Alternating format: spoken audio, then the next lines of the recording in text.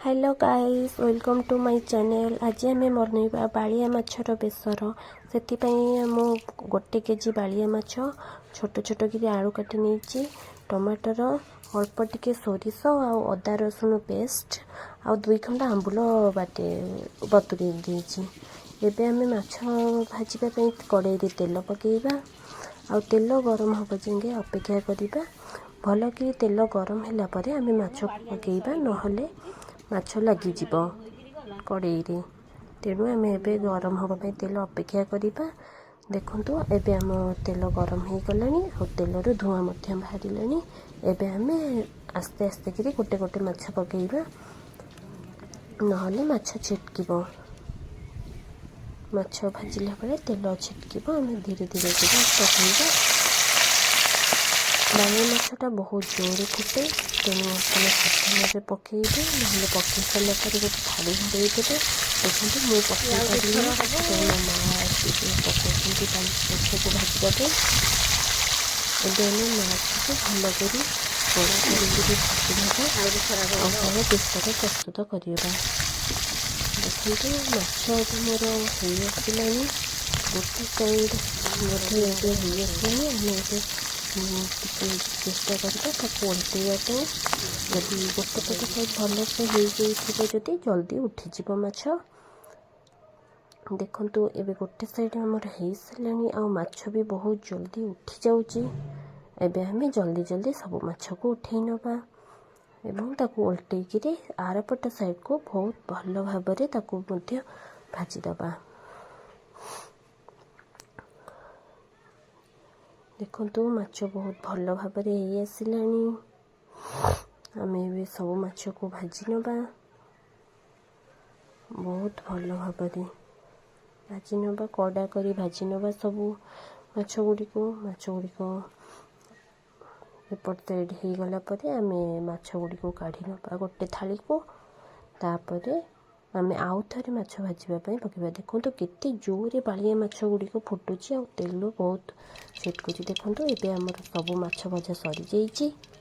एबे आम तार बेसर बनइबा। आम एबे कड़ाई रे टिके तेल पकेबा। अल्प तेल माछर रही जाइए। एबे आउ टिके तेल पकेकरी आलू गुड़िक तेल गरम हो सारा पर टिके भाजीदबा भल भाବରେ। भाजी सारा पर तापर आम बेसर प्रस्तुत करवा। देखो तेल गुड़िक बहुत भल गरम हो गला। आलू से सब पकईदेवी, बहुत भल भाव आलू पकईदेवी। गोलैकि हल्का ब्राउन होगा से आम या भाजवा। टी हलदी गुंडा आगे जस्ट हल्का लुण टी आलू टे सीझीज पकईकि आम ताको भल भाव धोईदेवा। हलदी गुंड पकईवा कारण कलर भी आसीज आलू जहाँ मिसाइला पर लुण पकईले आलू टे सीझीज। हल्का भाव अल्प ब्राउन होगा ये आलू गुड़िक भाजवा। देखंतु आलू गुड़िक भाजी हो गलानी हल्का ब्राउन होगा जाए। आबे इतने आम बाटी खावा बेसर को देदेबा। सोरिष अदा रसुण देदेबा। टमाटर गोटे मीडियम साइज में काटिकी रखी देदेली। एबे आस भल भाव गोलई नबा आ मसला को टिके कषिदेबा। आलू मुझे पकईली एक्सट्रा बाटण ये पकई सोरिष बाटण बेसी कषा होनी। कषा हेले खराब हो जाए और पिता लगे। हल्का लुण आउ टिके भी मुझे पकईदेली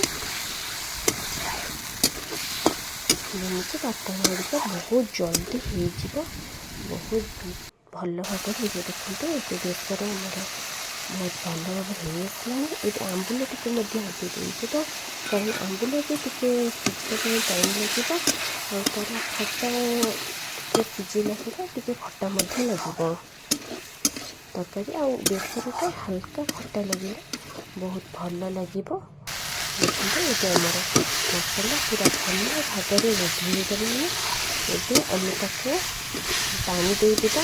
तापर देखो आलू गुड़िक एमती कड़ी कर मारिक चेक कर हेलानी कि नहीं। ମୋର ଟିକେ ଆଳୁ କଞ୍ଚା ଏବେ କଥା ବି ରହିଯାଇଛି ଟିକେ ସିଝିନି। ଏବେ ଆମେ ଆଳୁ ଗୁଡ଼ିକ ଆଉ ଟିକେ ସିଝିବା ପାଇଁ ଅପେକ୍ଷା କରିଦେବା। ମୁଁ ପାଣି ମଧ୍ୟ ଦେଇଦେଲି, କାରଣ ପାଣିରେ ବି ଆଳୁ ଟିକେ ସିଝିବ ଭଲ ଭାବରେ। ଆଉ ଆଳୁ ସିଝିଗଲା ପରେ ଆମେ ପାଣି ମଧ୍ୟ ଫୁଟି ଯାଇଥିବ। ଦେଖନ୍ତୁ ଭଲ ଭାବରେ ପାଣି ମଧ୍ୟ ଫୁଟିଗଲାଣି ଆଉ ଆଳୁ ମଧ୍ୟ ସିଝିଗଲାଣି। ହାଲକା ମୁଁ ୟା ପରେ ଲୁଣ ବି ପକାଇଛି ପାଣି ଅନୁସାରେ। ଆପଣମାନେ ମଧ୍ୟ ଲୁଣ ଟିକେ ପକାଇବେ ଯେତିକି ଆପଣ ତରକାରୀ। ମୁଁ କିଲୋ ମାଛ ନେଇଥିଲି। ଦେଖନ୍ତୁ ମାଛ ମଧ୍ୟ ମୁଁ ପକାଇ ସାରିଲିଣି, ପାଣି ଫୁଟିବା ପରେ ପକାଇ ଦେଲେଣି।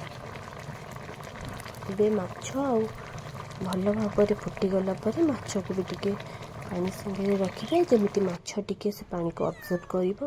ଦେଖନ୍ତୁ ଏବେ ଆମ ତରକାରୀ ହେଇଗଲାଣି ମାଛ ବେସର। ଆମେ ଏବେ ଧନିଆ ପତ୍ର ଟିକେ ପକାଇଦେବା ଆଉ ଆମ